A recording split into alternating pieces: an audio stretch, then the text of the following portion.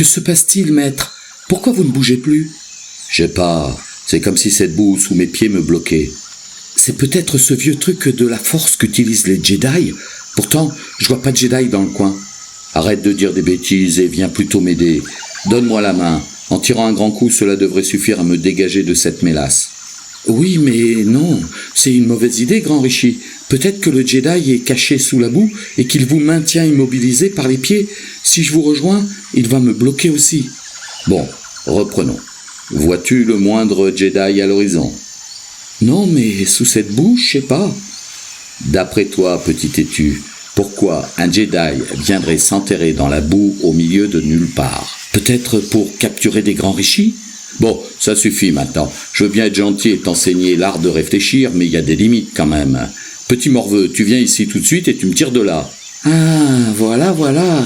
Quand j'obéis aveuglément à vos ordres, je suis petit disciple, mais dès que j'hésite un tantinet soit peu, je deviens petit morveux.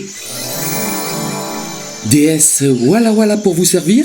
Quelqu'un m'a appelé? Oh putain, manquait plus qu'elle. Mon nom a été prononcé par 2 fois. Alors, lequel de vous deux m'a invoqué? C'est le petit susceptible là. Il croit qu'un Jedi est caché dans la boue. Mais voyons, petit disciple, les Jedi ça n'existe pas. C'est une parabole inventée par George Lucas. Oui, c'est pas une raison pour que le grand Rishi me traite de petit morveux. Je suis ni petit ni morveux. J'avais pas remarqué, mais c'est vrai que t'as drôlement grandi. Tu dépasses ton maître d'au moins une tête maintenant. Il me dépasse pas, je m'enfonce. Comment ça, vous vous enfoncez? Y a pas de sable mouvant ici. Non, mais y a peut-être des Jedi. Je vais le tuer. Bon, calmez-vous et arrêtez de vous enfoncer parce que vous allez bientôt ressembler à un nain.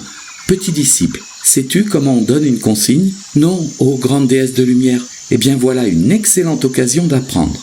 Ton maître va te montrer en te donnant une consigne précise et porteuse de sens. Parce que c'est dangereux les sables mouvants. Ça peut vous avaler un homme tout entier en très peu de temps. Allez-y, grand Rishi, donnez-lui vos consignes. Va me chercher un bout de bois, une corde ou n'importe quoi, petit misérable, et tire-moi de là. Ah non, mais c'est pas du tout comme ça qu'il faut faire, grand Rishi. Il peut pas savoir ce qu'il doit ramener. C'est une branche ou une corde que vous voulez. En plus, vous lui parlez sur un ton. C'est vrai, vous préférez une corde ou une branche? Je suis mort. Attends, petit disciple, c'est moi qui vais te donner la consigne. Tout d'abord, j'aimerais que tu coupes cette branche là-bas, tu vois, et que tu me la rapportes. Elle devrait être suffisamment longue pour sortir ton maître de là. Fais vite, parce que ses épaules ne vont pas tarder à être englouties. Quand tu auras ce qu'il faut, place-toi au plus près de lui afin qu'il puisse saisir la branche. Sa vie en dépend. Quand il l'aura prise, ramène-la doucement vers toi sans t'avancer dans la boue. As-tu des remarques à faire? Non, je coupe la branche, je la prends, je reviens et je l'approche du grand Rishi pour pouvoir le tirer doucement sans m'avancer dans la boue. Parfait, cours petit sauveur, cours, sa vie en dépend. Il reviendra jamais à temps. Adieu. Mais si, laissez vos mains en l'air et prenez une bonne respiration, on sait jamais. Il va pas tarder, ne vous inquiétez pas. Allez, approche la branche, petit disciple. Bien joué. Maintenant, tire doucement, grand Rishi vers toi. Ouf, c'était moins une. J'ai bien cru que j'allais y passer. Eh bien voilà, tout est rentré dans l'ordre. Bravo, petit sauveur. Tu as sauvé grand Rishi d'une mort horrible. As-tu compris comment on donne une consigne? Oui, au moins avec vous, c'est clair. Quand tu donnes une consigne, souviens-toi de cela. Tu dois formuler ton attente de manière précise et prendre le temps d'expliquer ta consigne. Commence par « j'aimerais », c'est mieux que de bêtement hurler des ordres. Utilise des phrases indiquant le délai, le contenu et le pourquoi de cette consigne, sans oublier de vérifier si la consigne a bien été comprise. Prends en compte les éventuelles objections et assure-toi du résultat. Un petit mot de félicitation quand tout a été exécuté à hauteur de tes attentes est toujours le bienvenu. C'est pour cela que je t'ai félicité, petit disciple. Merci, ô grande déesse de sagesse. Bon, sur ce, je vous laisse. C'est quand même étonnant de trouver des sables mouvants à cet endroit. Faut que j'en parle avec le grand architecte de l'univers. Il y a peut-être quelques forces du mal cachées là-dessous.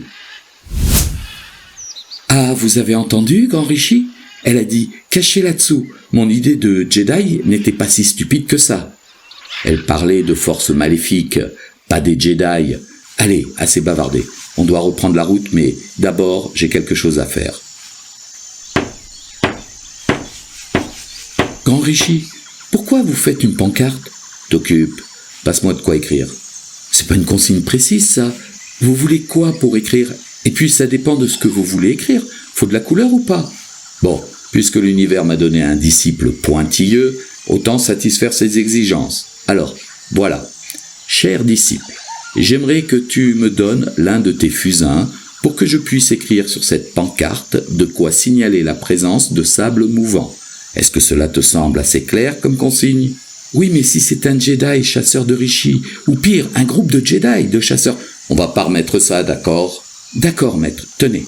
Et vous allez écrire quoi comme avertissement? Oh, je vais faire simple. Je pensais à un truc du type « Sable mouvant découvert par un grand Rishi ».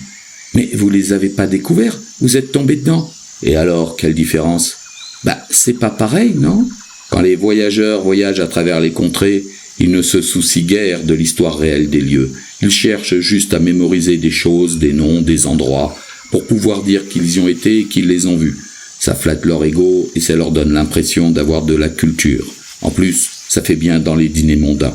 Ah, alors on pourrait pas plutôt mettre « découvert par un grand Rishi sauvé par son disciple ». Non, ce serait trop long. En plus, si la déesse venait à voir le panneau, elle saurait tout de suite de qui il s'agit. J'ai pas envie qu'elle croie que j'essaie de retourner la situation à mon avantage. Ah, voilà. Non! Déesse, voilà pour vous servir? Quelqu'un m'a appelé?